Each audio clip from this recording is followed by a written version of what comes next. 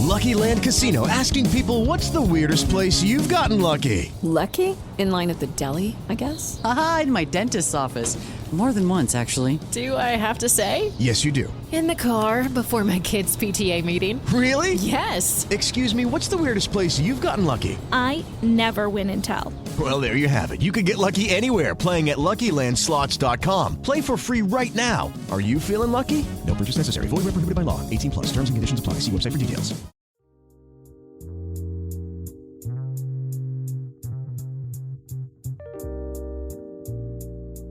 Hello, and welcome to the Proactive Caregiving Podcast. As a CPA with over 20 years as an industry accountant, Jessica stepped away from the corporate world to become a full-time caregiver for her mother. Having learned invaluable lessons along the way, she is now here to share those with you and to invite you to join her on this caregiver's journey. Here is your host, Jessica Cannon. Hello, everybody. I'm so glad you're here with me today.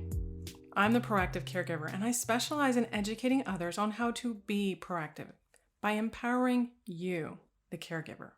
If you cannot take care of yourself, then you can't take care of your loved one. So before I left the corporate world, I was continually in a mental space of this fight or flight from juggling all the demands around the accounting cycle with the needs of my family. I kept thinking there was not enough time in the day for everyone in my life, so exercise was pushed off day after day. But after some time, my body began to ache more and more from sitting for too many hours in the day, and I knew I needed to find an alternative pain medication. Not just because I wanted to protect my liver, but I'm a lightweight when it comes to drug and alcohol, and it does not take much to induce a brain fog for me. So when I decided it was time for my demands from the corporate world to end, I traded it for the demands of caregiving instead. Even though I went from one set of stressors to another, I still needed to exercise. So at first, it was the thought of the gym. That was a stress in itself because now I had to squeeze in time of when to get to the gym. So then yoga was suggested to me as an alternative to pain medication, believe it or not. I needed help to relieve unbearable pain caused by sciatic nerve damage. As a beginner, I decided to start with Vinyasa Yoga, which means movement or position of limbs. Vinyasa Yoga, it incorporates movement with breath to help build and maintain strong bones, muscles, and connective tissue. This flow also helped me to maintain a high metabolism, healthy posture, and keep the body active, which is what I definitely needed.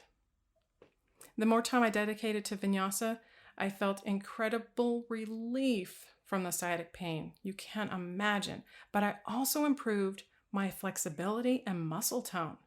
But the one thing I was not expecting with Vinyasa was the ability to connect to the divine during my workout sessions.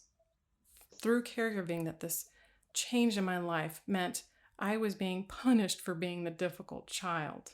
But that's not how this works. God used this time to allow the spirit to flow more freely as my stagnant energy in my body was unblocked through breath and movement. I began to depend on my morning routine of meditation and yoga for my sense of calm, sustainable energy, and physical stability during the days. What began as a pain reliever turned into a healing relationship with God. That's why I wanted to have my next guest on, Dr. Sarah Jeffress. Not only has she mastered another flow through the flow of words, she has also begun to go in the direction of yoga and master a different flow, taking the mastery of words up a notch to learn the mastery of movement. But before she started with yoga, she is an editor, a writing coach, speaker, and author of 2 wonderful books of poetry named Forgetting the Salt and When Enters the Mouth.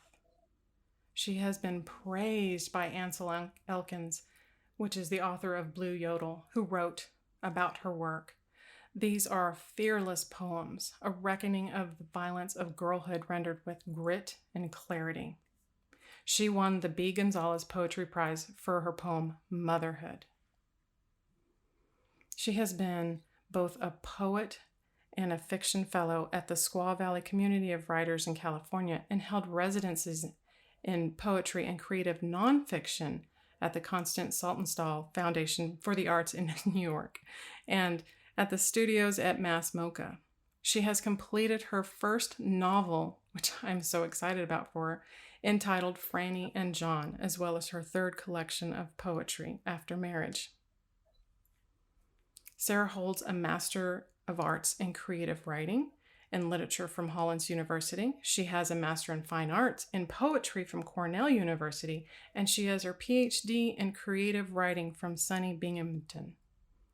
Through her consulting business, Right Now, Sarah serves as a one-on-one writing coach for academics who are seeking higher education and for writers or artists or educators who need assistance at any stage of their creative projects. She designs writing workshops on race, equity, and inclusion, and generative workshops using the writing process as a healing modality. Sarah offers poetry reading and presentations on surviving sexual assault. So after 20 years of teaching, writing, and literature in higher education, it's not surprising to me that she's decided to seek her yoga certification program. So thank you so much for coming on with me today, Sarah. Thank you so much, Jessica, for having me. It's a pleasure being here. I was excited about talking to you about this just mainly because comparing the writing, the level of creativity that you've gone through to that creativity of movement, it was amazing to me, but it made me wonder from the beginning, did you always want to write? Did you see yourself as that writer growing up, or did writing come naturally to you? That's a great question. When I was little, I was raised in two churches. I was raised in the Episcopal Church, very white, proper church, and a Black Baptist church, because my mom's boyfriend at the time was a man of color, and it was very fierce and wonderful of him and amazing to bring a young white woman and a young white child into a Black church. And both churches were amazing, and I would always write down what the pastor or the priest was saying. And then I would write words around what they were saying and questions and things like, well, what do you mean the fish multiplied? Or what do you mean there were loaves of bread? Or what exactly is a parable? Or I would try to write parables, or I would write down a word that they had said, whether it was, something about redemption or resurrection. And I would always go up to the pastor or the priest at the end, when they're shaking hands and say like, hey, and I must have been like 5, 6, or 7, somewhere in there.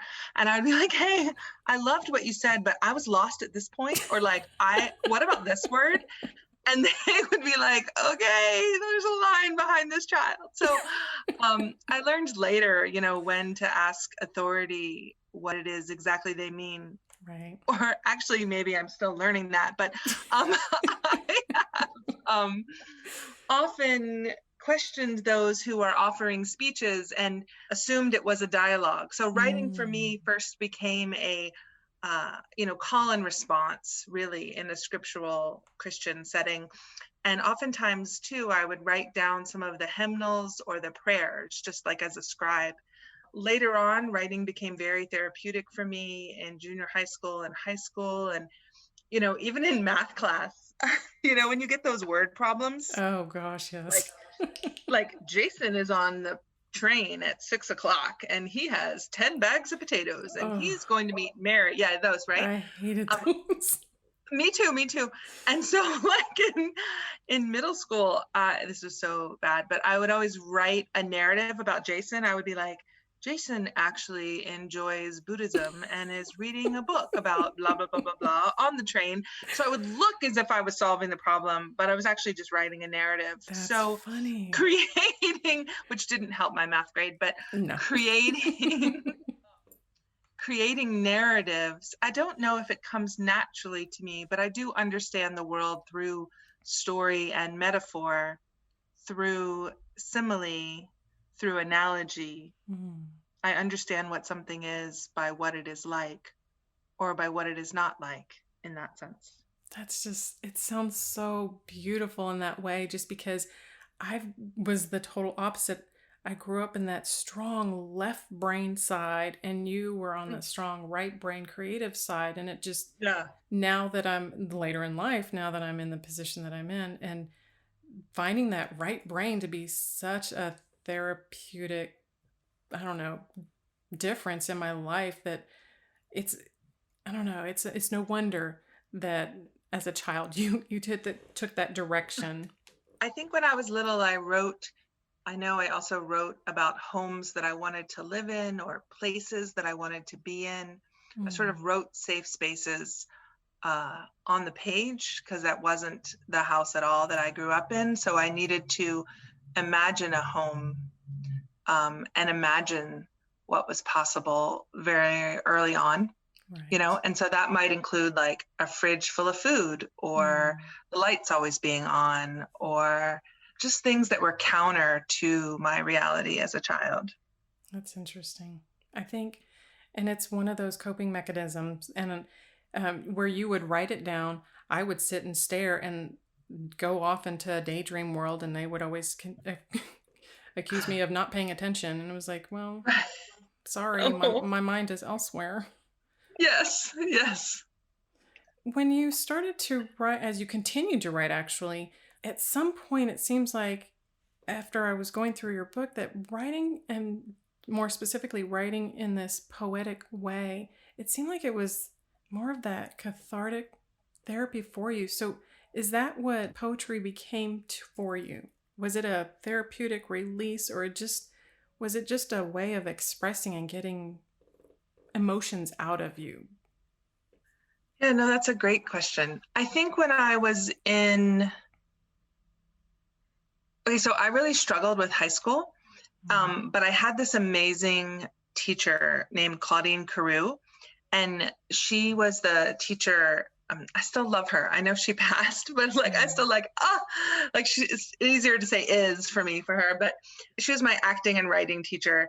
And I went to a regular high school in the morning, and then in the afternoon, that was like my freshman year, I went to a regular high school. But then in my sophomore, junior, and senior year, I went to this magnet school, and it was free. It was part of the district. It was on the edge of town.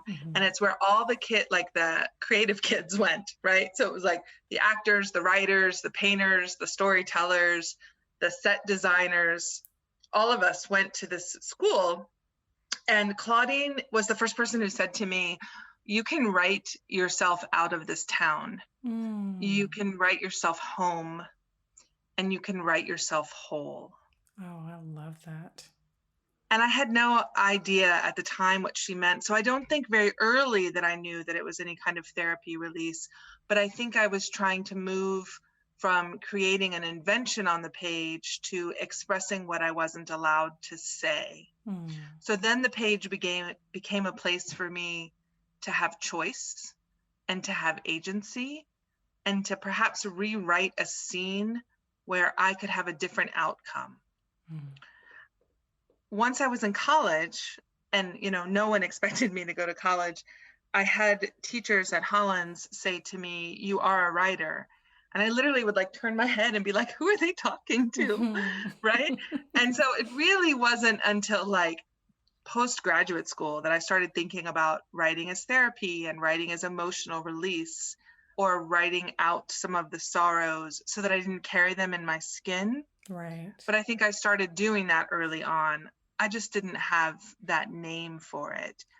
I don't know about you, Jessica, but no one really talked about therapy when I was growing up. No one was in therapy. No one went to therapy. It wasn't something on the table. So I don't think I even knew any counselors or psychologists growing up. So I don't even think I knew it as a profession, or I didn't know anyone going. I'm sure there were. Right. But it just wasn't. What I understood was that if you had an emotional sorrow, you went to the priest. Like a So there was like confession. pastoral counseling, but there Yeah. wasn't like therapy. So I don't think I put the lines together of writing and therapy together, or writing as a healing modality, or writing out one's sorrow until much later. It's interesting that you say that, because just because my mother being a teacher, growing up in that classroom setting, we had school counselors. And Yes. the only time I found myself in the office was because I got in trouble for something. But, and that confession, like you said, was going to church and doing the confessions. Yes. So therapy, yeah, you're so right. And I'm sure many people can relate to that. Therapy several years ago was just not, it was frowned upon. It was a sign of weakness. You didn't air your dirty laundry out there. But now times are just, and I'm glad things are changing, because it seems like it's necessary. I mean, the first thing so many caregivers and other advocates stress is to journal. Please, Yes. to make sure you journal, because it is a healing process when you can get that thought out of your mind and down on paper. Yes. I completely agree. And especially for caregivers who may not feel like they have even time to go to a therapist, right, or don't feel like they can leave the loved one alone for an hour so that they can go to a therapist. Exactly. Although I would encourage them to try to do that, even if it was telehealth, that journaling is really a space to, or reflective writing is really a space to get down those emotions and experiences. I don't know about you, but I've often found that my writer self arrives at the truth faster than my ordinary self. I'm learning that now. I am absolutely learning that, because I can express more honestly when I write than if I'm talking to someone and sharing, the eye-to-eye contact and sharing information. I can totally get that. And I can arrive at something in writing and say, oh my gosh, that's what I actually believe. Or, right, oh my gosh, I actually don't believe that. That's merely a wound of my mother's that I've been carrying for 40 years. And I think I'd like to put it down. yes. Right. That's so true. And that's another part of this, and why I feel like it's connected, is because, and I'll give you a chance here in just a second. Not everybody knows where what enters the mouth came from. And as we talk a little bit more about it, it just points to me about how the body keeps score. Yes. And so that written expression almost lets us balance the score. Yes. In a way. Yes, I love that. Been thinking about it. Also lets us maybe change the score. Like our body keeps score of the lived experience at the cellular and nervous system level. Exactly. And yet when we write, we can write out what occurred to us. We can also write out what we would like to have happen. We can write out what occurred to us in a different way, like with a different outcome. Right. So that's what I mean by like shifting the score. Absolutely. In that way. Yeah, because that's, you're talking about writing it, but I remember that's why I chose certain books to read, fantasy, romance, because I wanted to project myself into this other world and this escapism, rather than sit and think what my world was actually like. And this is something that, not having therapy and having that kind of modality of expression and healing, this is where the creative writing for me has actually become more of a healing process than I ever thought I could make it be. Yes. But I still find myself struggling, because it's like I have this secret that my body not only has kept the score, but my body's holding this secret and doesn't want to let the secret out. And I think that's what happens when there are not just caregivers, but people of all ages who experience any kind of sexual assault. So I agree. can you tell me a Yeah. little bit about your most recent book, What Enters the Mouth, and how that came to Yeah. be? Well, I did not sit down and say, I want to write a book about all the ways in which I've survived sexual assault and my friends have, and how we've moved through the world despite Right. it, right? Like that wasn't my intention. My intention was that I just started writing poems about the moments in which I understood that it was almost like two dates at the same time, like March 30th, 2021 and March 30th, 1983, when I would have been 10, right? Right. Or another time where I was in an experience and I felt almost like a portal or a port key pulled back unexpectedly. And so I started writing those poems, and I really trust the process. And I trust that they would come together. Then I went through a really difficult marriage and divorce. And that's what some of those poems are near the end, about sort of how that experience changes one's relationship to the body, right? So it was both early poems about surviving assault, but then also poems about having children, which changes the body, and poems about divorce too, that really change your relationship to the cells, right? To the cells, to the bones, to the muscles, to the connective tissues, Right. to all of that. I called it What Enters the Mouth because I wanted to call it What Enters the Mouth Will Not Defile You, which is from, of course, the Gospels. But the publisher was like, that's too long. And so they were like, just call it What Enters the Mouth. And I was like, oh, okay. And I'd be more than happy to read one or two if you're interested. Yes, I am. I noticed that you won the award for B. Gonzalez for motherhood. I was wondering if you would actually read that, or if you had another one you wanted to read instead. Sure.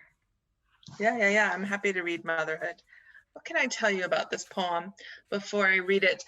I was thinking about all the ways that motherhood requires you to do 5 or 6 or 7 or 12 things at once. And I was also thinking about Schoolhouse Rock, which is the reference to sort of Inner Planet Janet. Oh, right. Right. And then I was also thinking about how sometimes motherhood feels like holding up the sun, like holding up time, holding up all of the chemicals in the world, holding up light, particularly holding up light, even when things are crazy, right? Yeah. So in some ways it's that mothers are rock stars or stars, but in other ways of how we hold up the star. So I'm happy to read the poem. It's called Motherhood. I am holding the sun up, supporting a gas without a solid surface, while wearing leather gloves with fox fur, or mittens, or rubber mitts. My daughter, Inner Planet Janet, a galaxy girl, travels like a rocket to her brother Pluto, and there has never been a planet she hasn't seen. She sings lullabies to Mercury, pop rocks to Uranus, ballads to Venus, but Pluto is my black sheep prodigal, my god of the underworld, who won't answer calls, no matter how many hogs I roast, how many sheep I sear, how many technicolor dream coats I stitch, how many miles I crawl on my knees begging, my shins red, my knees starred, in a daily gravitational collapse, blue-black holes. Still, I hold up the sun, my hydrogen star, my ring of fire, my near perfect sphere. That's beautiful. Thank you. What's interesting to me about this poem, right, is like, I don't have a son. In the poem, I was like her brother Pluto. I think I was just using that for the rhythm of travels like a rocket to her brother Pluto, because sister doesn't sound as good in that moment. But I don't think in poems we always have to have the correct gender of the children that we're speaking to. No. What I was working on is how you can hold up the sun and look beautiful, right, in leather gloves with fox fur, but still you can have a child who doesn't respond or doesn't answer, right? So Right. even in motherhood, if we can hold up the sun, which is kind of a miraculous thing, we still might not have the best connection to our children. Right. Yeah. And as I was saying that, I was thinking, perhaps I was getting at, it does not matter what we do, like hold up the sun, right? Mm-hmm. Or can do, if we still have that distance, right? If we're still on our knees begging for connection. Right. Right. And, you know, and it's motherhood changes us in so many different ways. And, you know, I was thinking about my own sons just as you were reading that, trying to do as much as possible, even going beyond my own limits. But the actual, starting from the actual physical pregnancy that started to change my body, and all of that emotional change and trauma that went mixed in with it, which is kind of what started me on that path of seeking pain relief towards something other than medication. Mm-hmm. Yes, I would agree. And I was thinking about that too when we were getting ready today. I think, you know, some of my first yoga was in graduate school when I was trying to balance all of the academic pressures and thinking that I didn't really quite belong at Cornell. But then I really got invested in yoga, in prenatal yoga, Oh. right? Because I had preeclampsia. So also kind of pain relief in that sense. Exactly. And in labor with both girls, which was crazy long, there was definitely moments where I used yoga to help me birth both of my girls. Oh, wow. You know, that is something I wish I would have come to yoga, or yoga would have come to me sooner. Because, like, when I think about it, dementia found me, but I didn't find yoga until much later. And, you know, when you going through pregnancy and you're prepping and you're getting closer to the delivery, you learn Lamaze and they teach you how to breathe through a birth. But later, when I was looking for this pain relief and trying to figure out which form of yoga would be best for me, the idea of having to learn how to breathe was it just seemed a little unreal, like bizarre. Like, I know how to breathe. I inhale and exhale. But there really is a different technique to engaging the body with that breath. Yeah. The funny thing about breathing in yoga, and even still, right? There's the beautiful like 3-part breath where you inhale at your belly and then your ribs and then your chest, and then you exhale at your chest and your ribs and your belly. And you know, that inhale, inhale, inhale, exhale, exhale, exhale. I really am learning and had to learn that, right? Because I'm like super comfortable with my belly. Well, I wouldn't say super comfortable. I still struggle with my belly, but I'm okay to belly breathe. Like, I'm okay to have breath down there, right? But as soon as they asked me to like breathe up in my chest, I was like, wait a second. That means I have to have like heart opening, right? Like, that's vulnerable to have breath up there.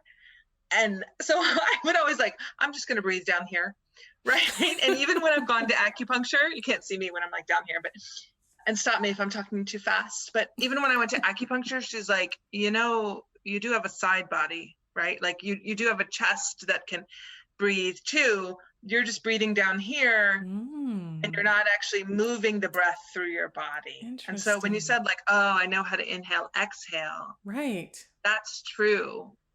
I had to learn to move the breath through my skin, and also to move on the breath and to move with the breath. Right. And I've met people too who often have short breath and have breath like really just up in their chest, right? And don't have it way down in their body. So I think it's really interesting to watch how patterns of breathing sit in people's bodies. It's so true. And I've learned it myself, even as I do these podcasts and I take that one deep breath. the moment I'm told we're ready for recording, my Yeah. body cinches up, my chest gets tight, and it's like I have to take that deep breath. I have to let it out before I start to read or go through the intro, just because that breath, it makes such a difference. It's like in with positive thinking, out with negative thinking. But for me, it's that in with calm, out with panic. Yes. Yes. Yeah. And for me, it's in with courage and Mhm. out with fear. Yes. Yes. And that's another thing is that by doing this, the idea of breathing, even the simple concept of breath, changed my perspective because I didn't Mm-hmm. take that for granted anymore.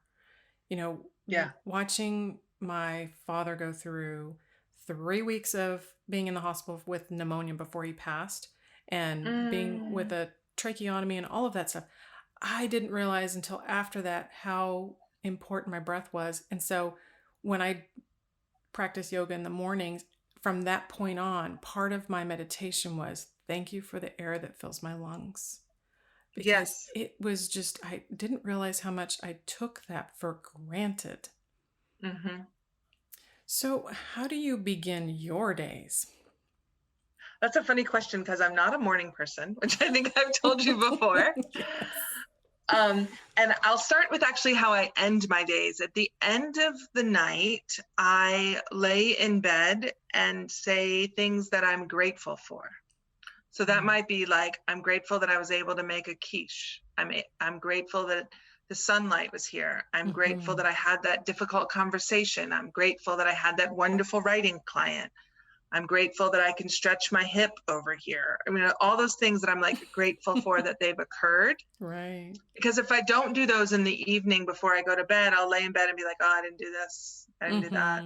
That didn't get done. That Yes. didn't get done. And then I'm like, well, why don't I just lay here like and get up and do something, right? Yeah. So I've noticed that the gratitude is a way to not just change my brain, but ease me into sleep. In the morning then, when I wake up, lately, I've started with the practice of just like thank yous, like thank you for waking me up. And I literally roll out of bed. I usually smack the alarm and then I lay on the yoga mat and I do some cat-cow stretches. Yep. Right. And then finding my breath, and then usually a vinyasa flow of, and for those of you who don't know what that is, that might be a half sun salutation or full sun salutation of inhaling and exhaling and bending forward and halfway lift and coming back down to plank and then an upward dog and then a downward dog and just sort of, getting the movement and breath going. And then after I've done that flow a little bit, then I can sit in meditation. Yeah. I used to switch it. I used to try to be like, let me meditate first and then do the movement. But when I wake up in the morning, I'm a little bit like, okay, right. And I got to get the muscles going before I can calmly sit, right? Like I need to get warmed before I can sit and be open. And so then I've been doing some meditations with Deepak Chopra or just with sort of calming music. And then I have a couple of prayers that I usually recite. And I sit a lot with my hands open, just trying to, again, express deep gratitude, but also listen for what it is that I need to hear for the day, for the client, for my children. And meditation for me is that space of saying like, okay, God, I trust you. Because sometimes like, I trust you. And sometimes it's like, no, I trust you. Right. And the first one is like, oh, I trust you. Right? You're like, oh, it's hard. Okay, fine, I trust you. Right. And then the second one is more like, okay, I trust you. Exactly. So, and then it's lemon water after that. And then either decaf coffee or a cup of tea. And then it's usually on to food after that, and then sort of beginning the day. So I don't know if that answers your question, Absolutely. but I have to begin in quiet because I really value quiet. Yes, especially in the morning. Yeah. And it also helps me ease into the morning because I would otherwise just sleep in bed till noon. Like I would just, because I like the nighttime and I think really well at night. And yeah. So is this a routine that you kind of evolved into as you were going through yoga, or had you already done this and just knew that this is what helped you? I think this is a routine that I did now and then in graduate school, so 20 years ago. And then I picked up a little bit in the beginning of my divorce of like, well, let me just do a little bit of stretches. And then it would be like, well, let me breathe, right? Because in that meditation, there's like the deep breath, right? The 3-part breath. And then somewhere around 2015, when things were getting really crazy, 2015, 2016, I started really like committing to that routine. But then I will say in 2020, when I committed to a 200-hour yoga certification course, I was like, okay, here we are. Yeah. Right. Here is the commitment to meditation and breath. And I can tell the difference. Like if I miss a morning, I can tell that I'm short or cranky. And then one of my friends was like, you can meditate anywhere, right? So like sometimes if I feel like I missed something or the meditation was too short, I will take the lunch hour and try to go back to my sort of meditation space upstairs, or I will do it in the car or go outside or something. But I definitely feel like that it feels like home to me to begin the day that way. Yes, I totally agree. And it's interesting that was just amazing the parallels there, because it was around 2016 when I really got serious about yoga. And I think that was the time period that I was transitioning away from the corporate world. So my actual time that I had to do things and go places, and whether I was there with mom or not, it just opened up. And then it was like, okay, now what? And so this routine that I was trying to keep only on the weekends, I had an opportunity to make it the daily routine. And that's where I noticed, like you were saying before, my morning routine, the meditation, the yoga, the lemon water, the tea, the food. I mean, all of it just started to slowly come together. It was like I wanted to do it, like I needed to do it. And now my body, it was like my body was telling me. And in those moments of silence, I'm listening for the spirit. I'm listening for my body, because there's those moments where my body's like, get up, you're hurting me. And there's the moments like, oh, this is so good. Yes. And I will say too, for me in 2016 and 2017, there was just a lot of heartbreak. Yeah. Oh yeah. Right. So a lot of those early practices of the routines were just doing a vinyasa flow, crying, or just meditating and crying, right? So there was a lot of emotion that had to be released, which I think is something that's really beautiful about yoga. If we hold the story or the narrative or the sorrow in our skin, when we start to move our skin, the story can be released. Right. You know what's so funny? I was just thinking is that sometimes I will hold on, like full on hold on, like possess hold on, like fist tight hold on to something.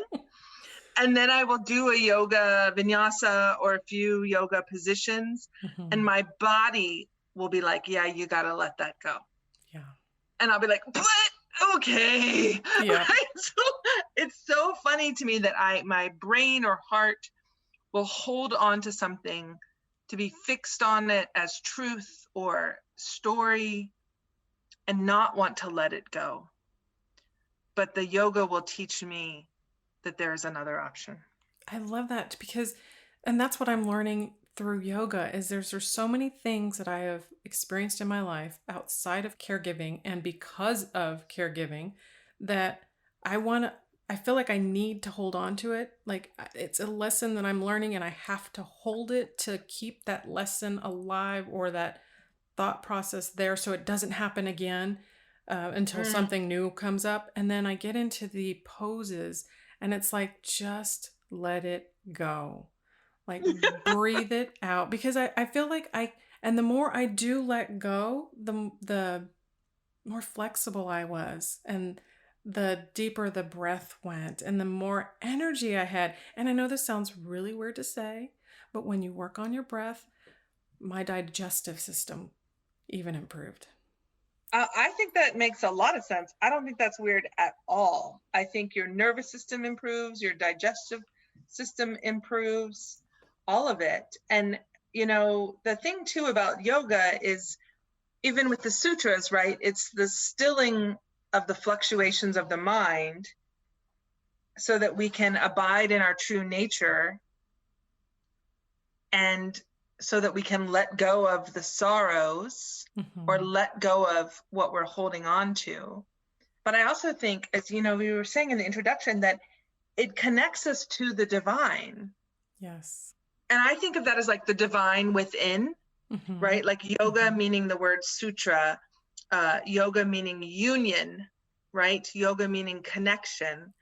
Yes. So the divine God who created me, right? Like who created the stars and who created the oak tree and who created the ocean and who created the flamingo, which is like my favorite bird, right? Also thought it would be amazing to create me. Right. And so what I love about that is that, especially with the Vinyasa flow, for me, that I understand divineness or the divine in movement and stillness, right? The stillness of meditation, but the movement of the yoga positions. And so then I begin to understand the creator as energy that moves. Yes, that's perfect. That is, because that's what I feel like happened when I went from looking for that pain relieving, and it was just, let's just do a few stretches here. And oh yeah, this stretch helped to release that pressure that was building in my glutes or my back hamstring or lower back or something, but as I went from one pose to the next, then it was like those thoughts started coming to my mind as well. Well, if he created us in his image, then that's why we have to do this, to unblock the energy so we can connect to him. And that inward goes outward and the outward comes back in. And then it's like a two-way lane from us and the universe back and forth. And I did not see any of this. It just kind of evolved the further I committed to this Vinyasa form of yoga. Right. I completely agree with you. And even in like one of my favorite books around the 8 limbs of yoga, they talk about how unless we learn to live from the heart, we're doomed to the illusory world of duality where ego-driven mind holds sway, and that teaches us suffering, right? And that even when the acorn holds the intelligence to create a tree, each one of us has this deep consciousness or deep divinity inside. Yes. And that's what I love about yoga is, I really felt like I understood who Sarah was, but I also understood or felt closer to God. So it feels like prayer to me. Yes, absolutely. Prayer as in devotion, prayer as in repetition, prayer as in meditation, prayer as in breath. Like if we think of God as like, not just God in the body of Jesus, but like spirit God, right? And then I go back to Hebrew of like ruha, of breath, right? So every time I move in breath, I feel like I am moving with spirit. So sometimes in yoga, I literally will be like, guide me. Yes. And maybe I mean guide me on the mat, but maybe I mean guide me. So there's a great surrender that is required in the devotion of yoga. And that is what I've slowly and gradually, I've picked up that momentum of what it feels like to surrender. And it's helped me through the caregiving because before I even approached this back in 2016-ish, around that time period, meditation was not my go-to. Meditation was something that I did on the weekends when I actually had the time to stop and just be still. And that was another thing that I struggled with because this whole concept of be still and know that I'm God. I took that in a very literal sense. Like, I can't sit still to save my life at that time. It wasn't happening. And then when I finally sat down to meditate and do some of the poses eventually, I was able to hold the pose and be still. And in that moment, I was just like, wow, this feels so good. I wanted more of that feeling. And then being in that movement, in that going from posture to posture and being silent and just letting my body have the expressions and feeling whatever came up and thinking it. And sometimes would have to stop and write something down or grab my phone and give myself a little reminder, don't forget this or that, because some things would come up and it would either be something I wanted to do with creative writing, or it's something running errands. And then I thought, okay, you did it again. You let the ego get in there and take control and you forgot to be still. And so it was a practice of being still. So then when it came time to step in the role with mom as caregiver, I knew what it meant to be still. Those quiet moments that were uncomfortable, that the silence in that moment just drove me nuts because I was the chatterbox. I wanted to talk. No uncomfortable silence. But it helped me to gradually accept. And that's something that I had captured. Silence is the language of God. All else is poor translation.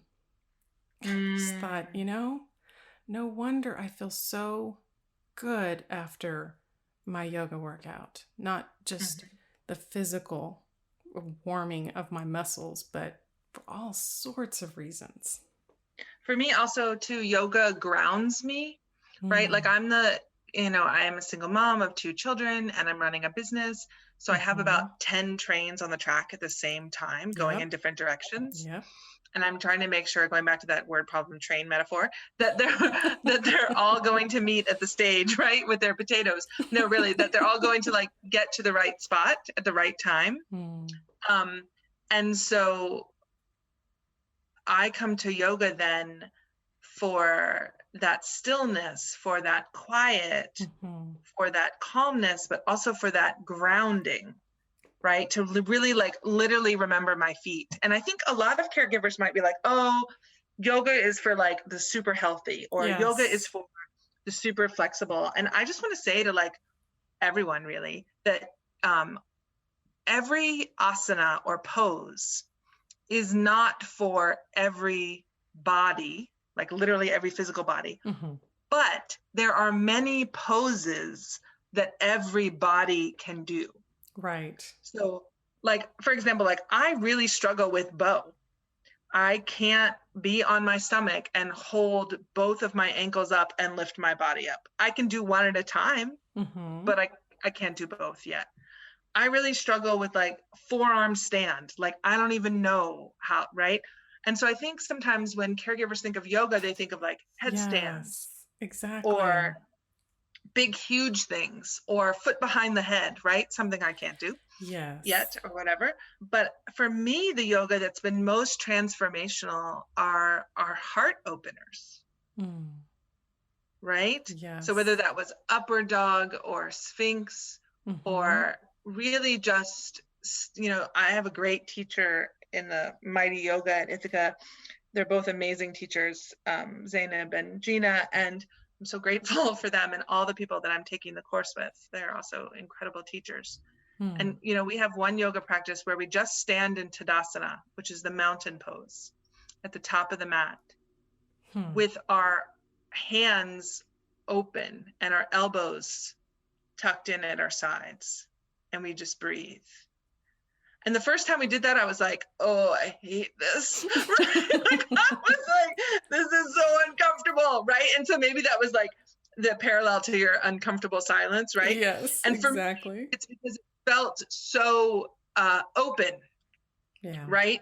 And so surrendering and so vulnerable and so exposed, Yeah, right? yes, exactly. But even in doing that, after a few deep breaths and a few times, like 100, I started to feel much stronger, right? And so that's still yoga.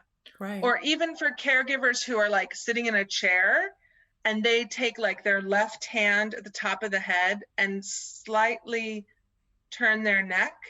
That stretch, I'm doing it right now. Oh my God, it feels so good.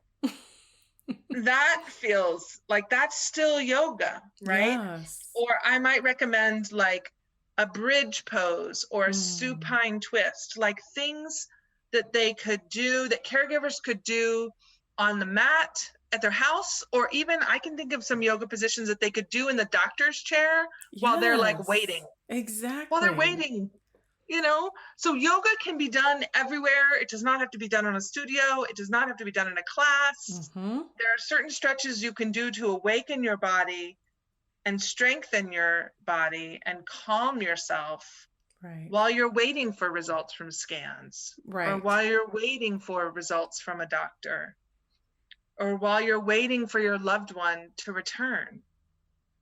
Definitely. Or even while you're waiting on the doctor themselves to call you back. I found myself the other day, I had taken mom to an appointment, and while I was waiting for them, this one particular doctor doesn't normally run on time. And so sitting there in the chair, they were nice, comfortable leather chairs. I appreciated it. But because of my sciatic nerve, the chair was useless. It was too painful to sit in. And so while mom was able to enjoy her Kindle tablet and play some games, I was actually across the room doing the tree pose or doing some other exercises that would help stretch my hips, open up the hips and relieve that pain. And it's incredible to me now of how before I had that same thought process. When someone said yoga, I would picture someone who had their leg pulled up from behind them, straight back behind their head, and they're able to hold it with their fingertips. And I thought that I would love to be that flexible, but I just really don't see myself, because I don't want to say that'll never happen, but I really don't see myself getting to that point. And then I started to exercise more and do the poses more and some of the floor exercises. The day I was able to touch my nose to my knee, I was like, yeah, baby, I can do this. I can do this. Yeah. I agree. And, you know, I used to think of, before I even did yoga in graduate school, yoga for me was like for super skinny. Yeah. Like, I mean, obviously I knew like the traditions of yoga in the Indian culture, but in the States, yoga was for super skinny, really privileged, wealthy white women. Right. It was the trendy thing to do. Yeah. Yes. In beautiful outfits in the morning. Right. With beautiful hair and makeup. Yeah. They don't sweat. Exactly. And I was like, yeah, that's not me. Like, right.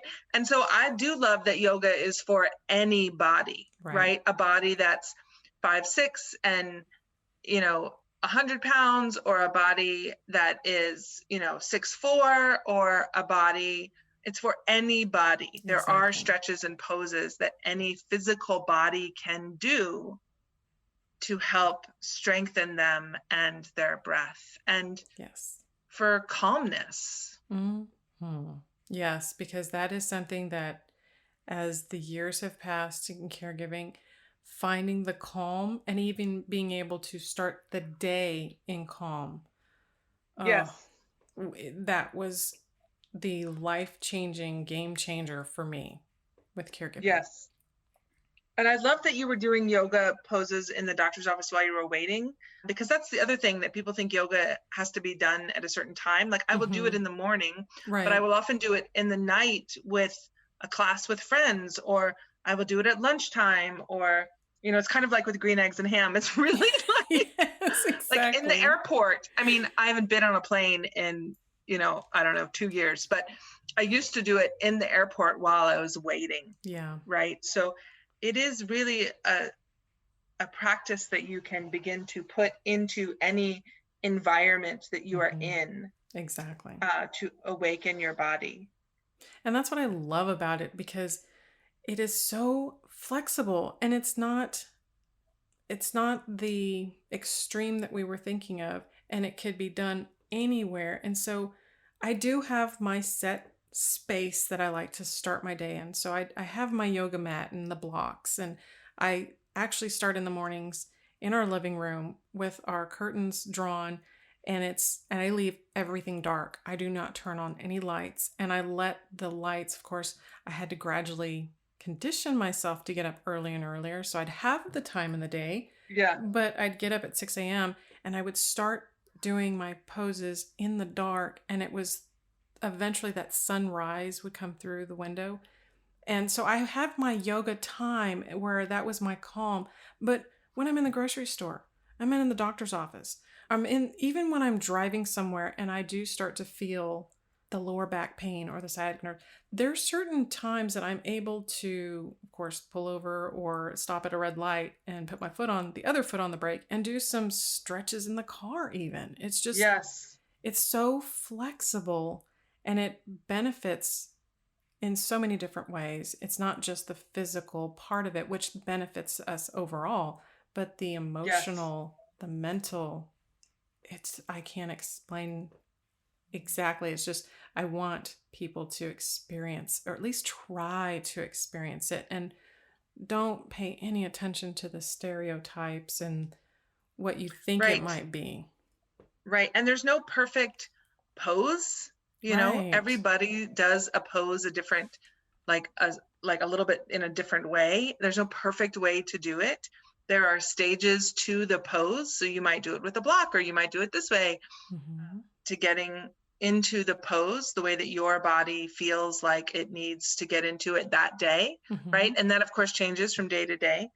And then the other thing I was thinking about was that when you learn a few poses, like, this is going to sound funny, but I've used them in moments of parenting when it's been really difficult. I've been like, hold on, like, give me a minute. And I will go in my room and do like goddess pose or vinyasa or some other like really strong stretch, like a downward dog and then an upward dog, or a child's pose for a minute, just to collect myself. Right. To create that space between impulse and reaction, to just collect myself so that I can go back and be the best possible mama for 2 teenage girls. Oh my gosh. That's sometimes perfect. They will say something and I literally will be like, what? And I've learned that what comes after what comes sometimes too fast. So sometimes I'll be like, 10-minute break. We're going to hold this conversation, and then I'll go do some stretches, and then I'll come back. And then the other thing I was thinking about for caregivers too is that you want to be in the strongest possible body you can be in. Yes. To care for the person that you love. Absolutely. And yoga there's research that it reduces your blood pressure. And so just doing a few yoga poses will in fact help you reduce your blood pressure to be a better caregiver. And, again, that literally could be standing at the top of your mat in Tadasana, inhaling your arms up and a forward bend with your knees bent. And like releasing the neck in that one, like, oh, that is like juicy. I love that pose, right? If you feel like, oh, I can't do plank, it doesn't have to be plank, right? Oh, yeah, definitely. It can be those small poses that help us stretch our side body and return us to the breath. Yes. It's fun that you said planks, because that was one of the poses that I hated at first, but then it became that positive challenge. Like, I'm going to do this. I'm going to learn it, even if I hold it for 20 seconds. And then I got to the point where I could do it and actually hold it for a minute. And I felt good because I was like, I made it. I kept on. And of course, that took me a couple of weeks of just adding it into the routine. And that's the thing, is I allowed it to be a flexible routine so that I could add in more and more poses. And then I wanted to do it, for an hour or more. And I was like, nope, I need to keep it simple. And I need to keep, alternate. I don't do the same poses every day. I just try and keep it simple and alternate different poses. But that's the beauty of this, that the body gets a chance to repair in a different way. Because I know sleep is vital for us to repair, but this is during the day in our waking time where we repair in a different way. Mm-hmm. Absolutely. And I was going to say, I don't know if this is true for many caregivers, but I struggle with sleep. Mm-hmm. It could be, in this COVID world, it could be being a mama of 2 teenage girls. Mm-hmm. I struggle with sleep. So I fall asleep, but I don't stay asleep always. And often at times in the night when I wake up, I will do a restorative yoga pose, which is something I would definitely encourage caregivers who are interested. And that's really using blankets and pillows and bolsters to do the yoga poses. So, I will do child's pose holding a few blankets, or a supine twist where you bring your knees up and turn them to the left side with your arms open in a T. I'm like sitting here doing it as I'm in the chair. And just doing that gentle twist will help bring me back to sleep, right? Will help sort of lull me back into sleep. So I agree that it is the way that we repair and restore during the day, but it also can be in the night hours. I like that idea. Already, mental note. Next time I'm struggling and tossing and turning overnight, I will have to remember that somehow. Yeah, because we can do yoga in our beds. Like, it doesn't have to be on a mat. No, it doesn't. And that's another thing that makes it so good and flexible. You can do it just about anywhere, literally in your bed. In your bed, literally in your bed. Yeah. So how does this help you working with clients and practicing yoga? How does this change your day-to-days for you now? Oh, that's a great question.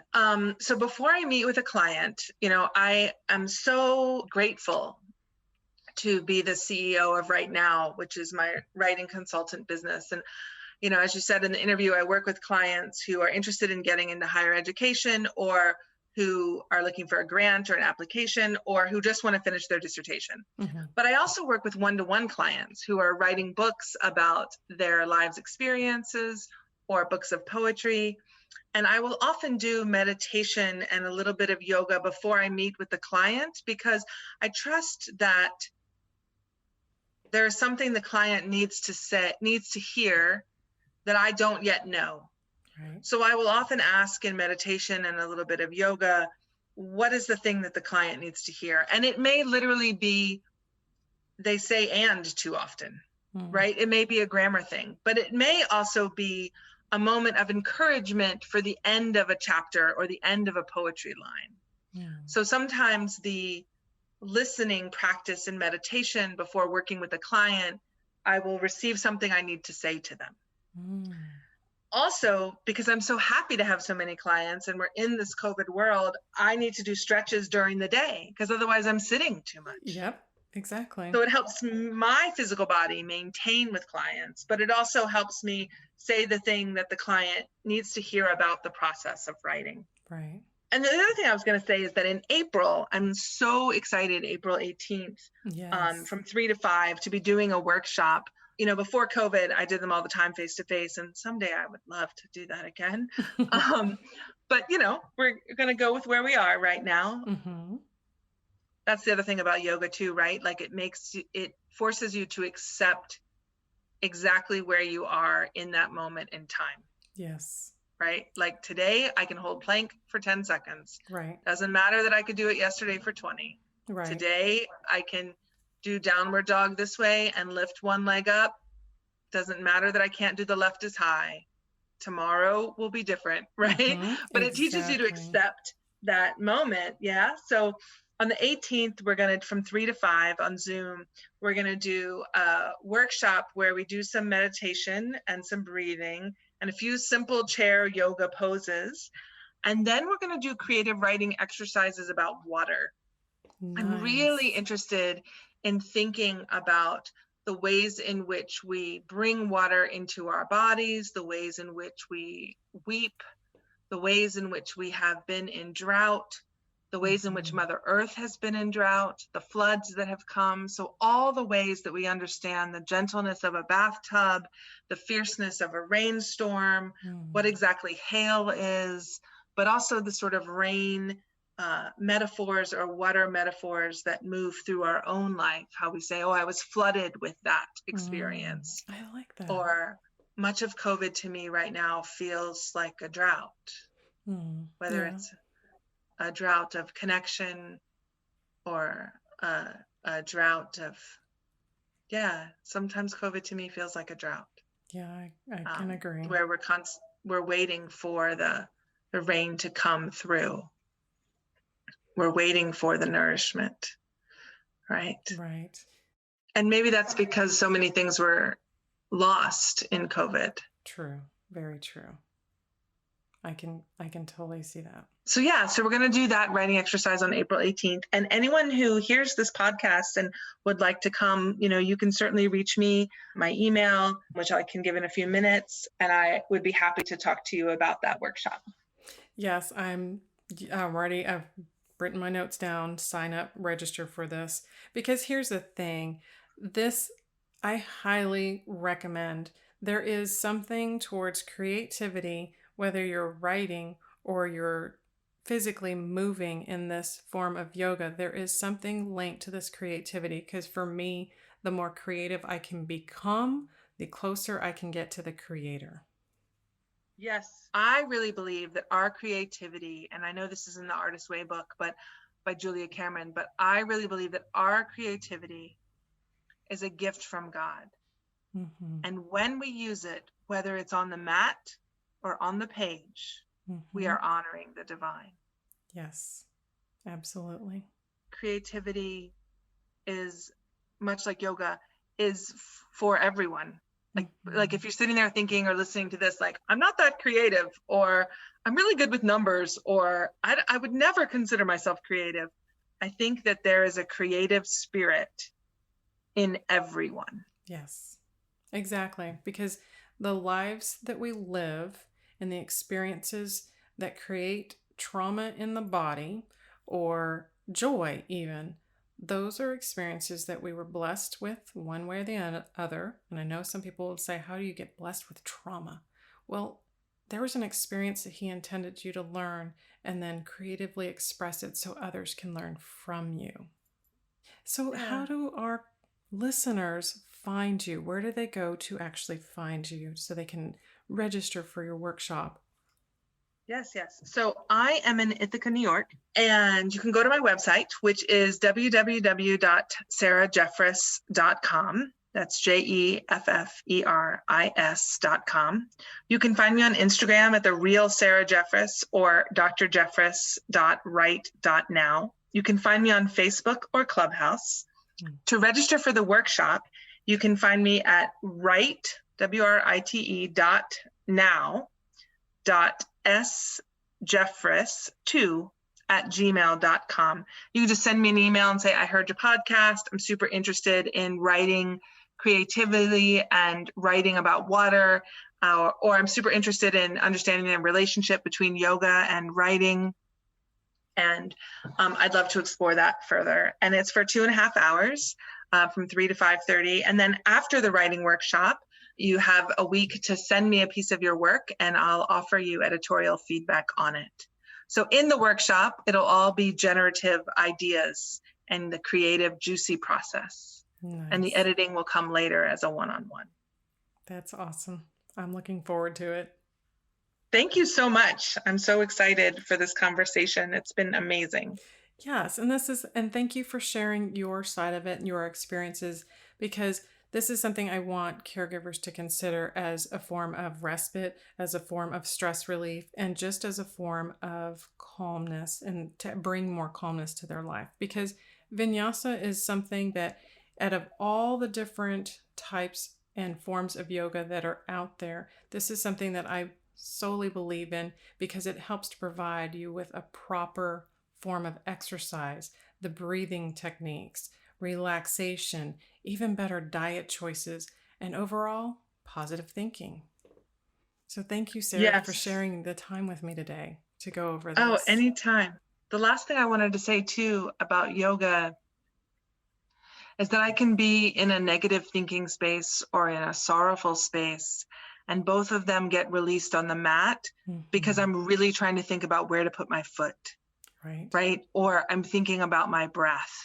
So the shift to paying attention to my hip or my ankle or my foot or my hand releases the thing I was holding on to.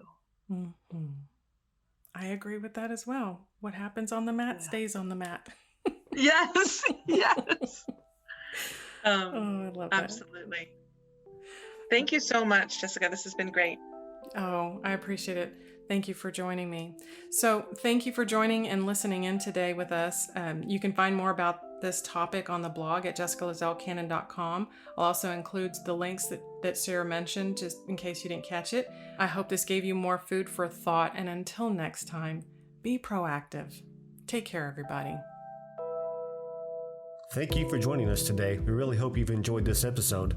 To learn more about proactive caregiving and to hear other episodes of this podcast, please visit www.jessicalazellcannon.com.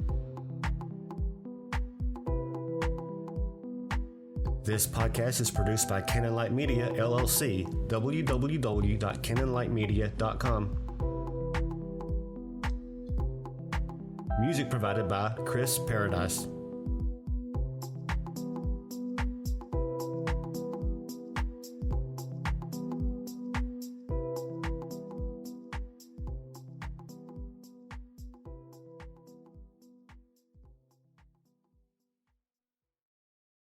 Mary redeemed a $50,000 cash prize playing Chumba Casino this year. I was only playing for fun, so winning this was a dream come true. Chumba Casino is America's #1 social casino experience. It's serious fun. With over 80 casino-style games to choose from, you too could win life-changing amounts of cash. Be like Mary. Log on to ChumbaCasino.com and give them a whirl. That's ChumbaCasino.com. No purchase necessary. Void where prohibited by law. 18+. Terms and conditions apply. See website for details. The voice in the preceding commercial was not the actual voice of a winner.